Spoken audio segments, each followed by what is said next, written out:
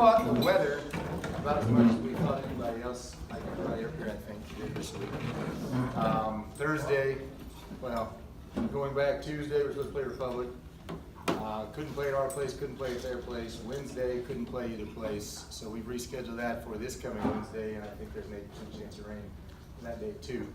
Then Thursday, we started the red-blue, and we kept all the turfists and quick drive people in business this week. I know all of us were making runs.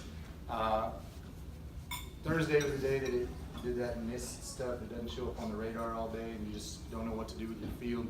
So we worked 4 or 5 hours on the field so we could play a JV game, which was nice, and 1 inning of a freshman game. And by the time it was time for the varsity game, the field wasn't playable anymore.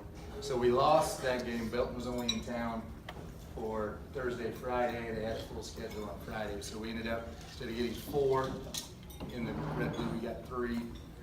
Same thing again on Friday, more field work. Probably a little wetter than it was on Thursday on Friday, but we were able to get things ready. Luckily, we didn't have a game till 4. We had Carthage. Carthage rolled out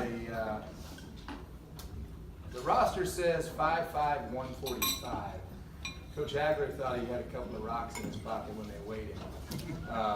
He was 5'5", but I don't think he was 145. But we had some left-handers over at Hillcrest years ago named Barrett, and he reminded you of a young Chris Barrett. I don't think we'll go John Barrett quite yet, but Chris Barrett.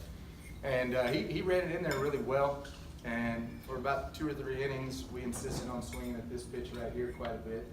And we didn't do so well early. And then later on, when we showed a little more discipline at the plate, we started putting the ball in play a lot more.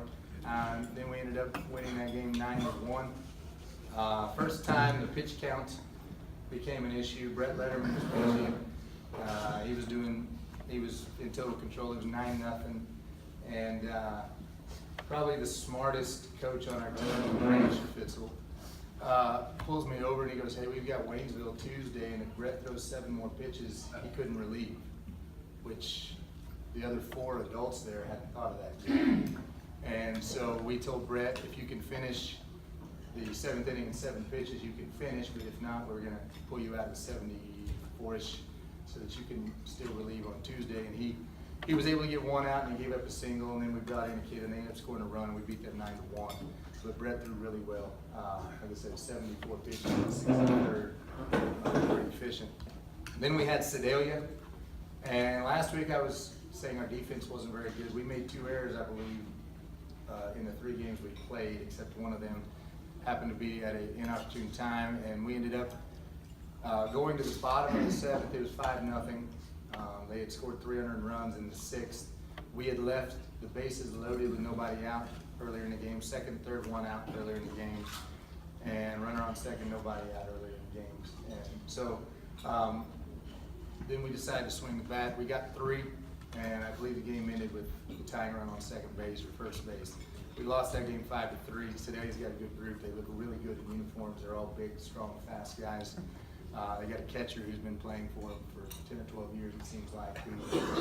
We handled okay, surprisingly. The first time in 4 years we've handled him very well at all. Usually he's getting our scoreboard when he's there, but this time we did pretty well.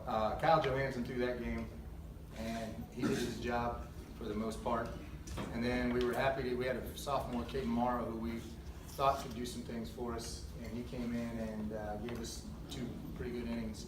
So that was a positive coming out of that game. And then Saturday morning we had Cassville, and Cassville had a rough schedule. I think they played at 1-4 on Friday, and then drove back home to Cassville, and then played us at 9 on Saturday morning. So they came in kind of zombie-like, and they kind of played zombie. I think we scored 10 in the first 3. Devin McCullough pitched, did a great job pitching. He threw a complete game, which was 5 innings. We got an opportunity to see some younger kids swing the bat in the 4th inning. We wish we wouldn't have run room so we could have seen some more of those guys swing the bats. But we went 2-1 in, which makes us 3-5. Feel quite a bit better about where we're headed this week. After improving our defense. We were on the turf all week because of the weather, so we took a lot of ground balls on the turf. And our problem was staying down, and I guess maybe taking ground balls on the turf, the ball doesn't hop very bad, and so we did a much better job staying down and fielding ground balls. Offensively, we've got a few guys that are swinging at Branch Schaffitzels around 440. We got a couple other guys in the mid-threes.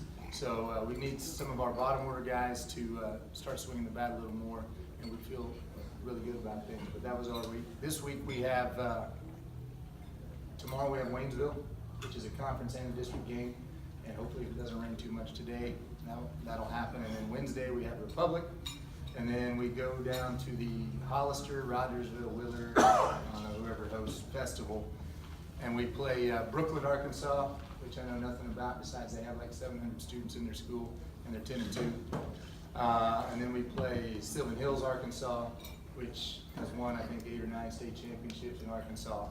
So that'll be a good test. And then we have Poplar Bluff, the last game in Hollister on Saturday, and it looks like they're off to a pretty good start too. So we've got a difficult week, 5 more games if the weather permits, so we're looking forward to it.